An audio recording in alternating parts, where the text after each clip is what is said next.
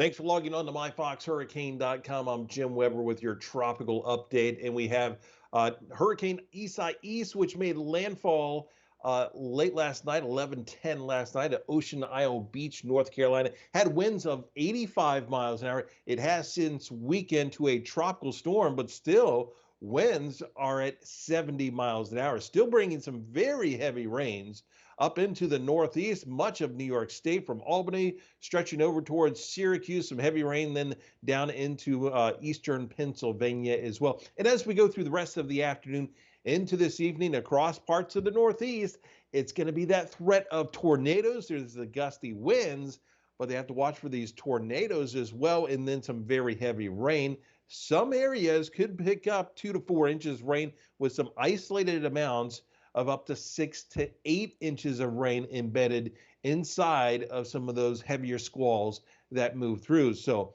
as of the 1 p.m. advisory, 40.2, 75.4, top winds are still at 70 miles an hour. Look at how fast this is moving to the northeast at 40 miles an hour. So this is just going to continue to race on to the northeast. And then by tomorrow morning, it's in Canada. It'll be merging with a frontal boundary with a trough, and that's where it loses those tropical characteristics and then finally starts to slow down and then weaken and rain itself out across Canada. Now, elsewhere in the tropics, really not a whole lot going on. We have this one weak area low pressure, which is working its way through the middle of the Atlantic. Right now, about a 30% chance that we can see some additional development with this, but really a lot of dry air in place. So if we see any development, it does look like it would be fairly minimal. We'll keep you updated right here on myfoxhurricane.com.